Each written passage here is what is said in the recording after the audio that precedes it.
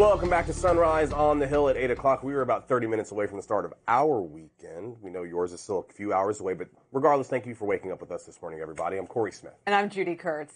As we head into 2026, midterms are just around the corner, and the stakes feel higher than ever. Yeah, over the next 9 months, both Democrats and Republicans are planning to go all out in a fight for control of Congress, and each party has its own set of goals in order to make it happen.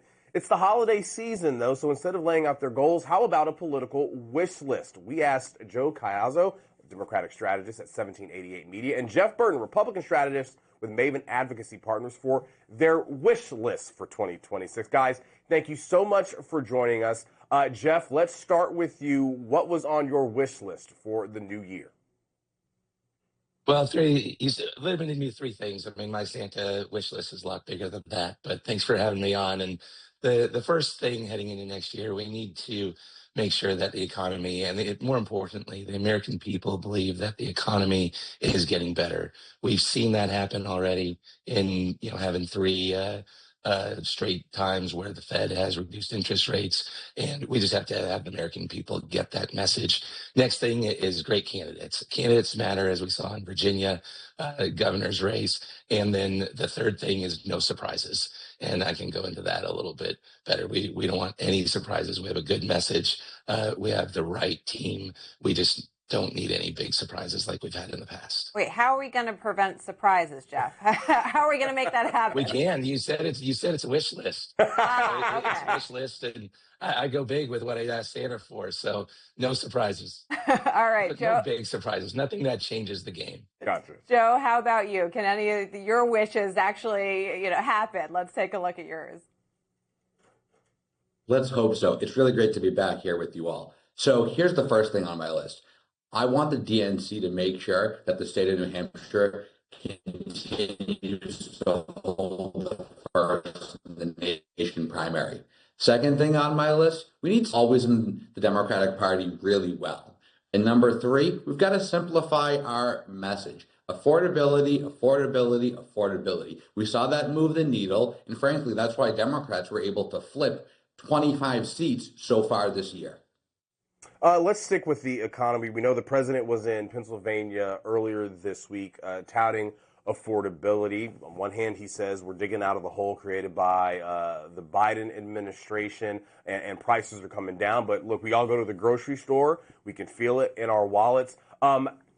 Jeff, how does the president and Republicans sort of do what the Biden campaign, Harris campaign could not do? Point to things on paper like the stock market and GDP growth being good, but then saying Americans aren't feeling so hot about the economy. And they haven't been feeling so hot, and it takes time to turn around a $30 trillion economy. And you look at the timing of the big, beautiful bill and these tax cuts that are starting to be implemented, and the American people are going to start feeling that come the turn of the calendar. January is, and the first quarter is going to be a big month. We have the Fed showing us that inflation is under control. That's the first step. Now it's about inflation going down. You have the president's tariffs that are taking effect, and you see these other countries coming on board and reducing costs of American goods. And that's the important step, but it takes time. We were on such the wrong track, and it takes time to turn this economy around, and we're going to see that in the first quarter. Looking ahead to the midterms, how do you think both of your parties are going to approach the economy? Joe, why don't we start with you? Joe? Democrats are going to double down on the message of economic opportunity. Republicans were handed a mandate last year, and they were given both chambers of Congress and the White House. They've yet to deliver on anything for the American people. Almost 70% of the country think that we are on the track, that we are on the wrong track. That would greatly concern me if I was a Republican. And Jeff, what's your take on preparing for the midterms? Well, with all due respect to Joe, I wouldn't say that having no taxes on tips, making sure that American people didn't get the largest tax increase in history, and cutting taxes on Social Security is a little bit more than doing nothing for the economy and nothing for the American people. And it's just about getting that message out. The Republicans have been so busy changing this government, moving it forward, and changing how our government works here that sometimes the messaging get lost. Back in in the past, when I was in Republican leadership, we had the same problem. And now, as the calendar turns, we're looking ahead to the election and getting that messaging down and making sure that the American people know all the good things that Republicans and the Trump administration have done. Jeff, let's stick with you. Both of you put on your wish list good candidates for the midterms, perhaps some fresher faces.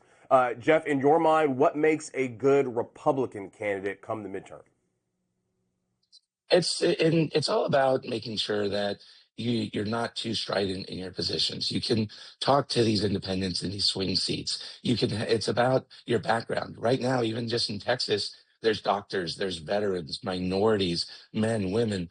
We're getting really good candidates, but they do matter. And it's just about making sure that they can spread that message, that they have a great background, a good base of support, and they can spread that message, not just in the general election to the Republican base, but to the independents, which really swing these majorities and minorities every single midterm. And Joe, I want to ask you the same question, but we know in the Democratic Party there's this argument between experience and ideology. We want more candidates who are to the left. We want them to be younger. Or no, we want more centrist candidates, folks who have had that government experience. What makes the best Democratic candidate in your eyes? I think the number one thing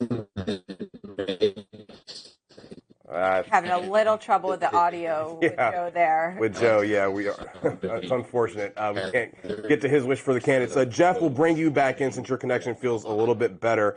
When it comes to selling the one big, beautiful bill, we know that there's, this messaging sort of debate. Should we call it the working families tax cut?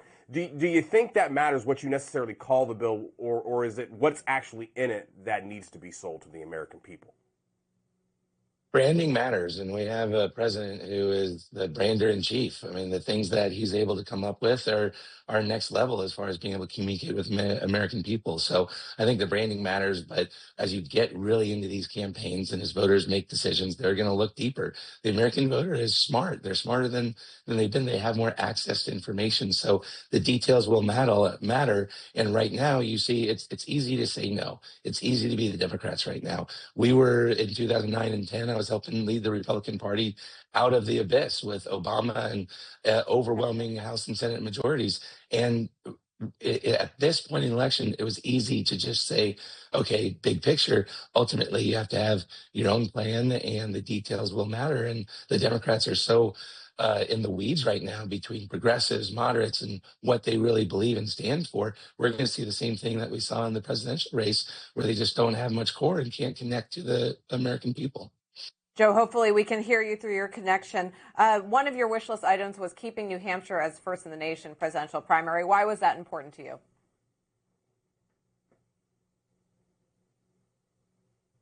Candidates be a part of the process who are basically startup operations. You have the ability to go town by town and to meet voters. Second thing is, history tells us that this becomes a proving ground. It's a huge opportunity for campaigns to either come on the scene hard or to go and jumpstart the campaign. The third thing is, this is a battleground state. This is a place where, Republicans hold control of the governor's office and both chambers of the state legislature. It's really important for us to make sure that almost every dime we spend in a presidential primary is focused on building the Democrats' infrastructure for November.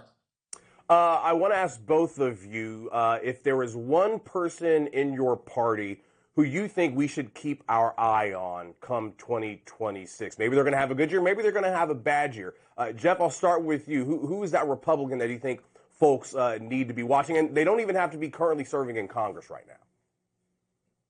Well, I mean, the Republican everybody's going to watch is Donald Trump. He's going to be out there and I know it's not the answer you're looking for, but he's going to be on the campaign trail. He's going to be in all these districts. But you also looked at J.D. Vance. You looked at Marco Rubio. 2026, like Joe said, is going to be a proving ground for 2028. And you're going to have, of course, right now, J.D. Vance, vice president. Everybody says he's the front runner. He absolutely is right now. But you have a number of these other candidates and these other potential candidates. Like I said, Marco Rubio, others in the administration, people outside the administration that will be on all these campaign trails and will be really being able to show if they can turn these voters out for Republicans. And that's what's really going to matter come 2028. Joe, who's the Democrat you've got your eye on come 2026? Here's the short answer. I don't know, because history tells us that at this stage in the game, the person who makes the largest move in the presidential primary is somebody who's barely registering in the polls at this stage. And very quickly, which on your wish list do you think you can actually get come 2026? Joe, we'll start with you. I believe I can get all of them, but I am a Democrat and I am optimistic. All right, Jeff, what about you? Joe stole my answer, and like you said, we can't guarantee that there's no surprises. But I think as far as we're very much in charge of the candidates that we get, and I think we will have a much better economy, and the American people have a much brighter outlook come mid next year. All right, Joe Caiazzo, Jeff Burton, guys, we really do appreciate it. Happy holidays to you both and your families. We'll see you next year. You too. Thank you. Thank you. All right, we'll be right back after this. Stay with us.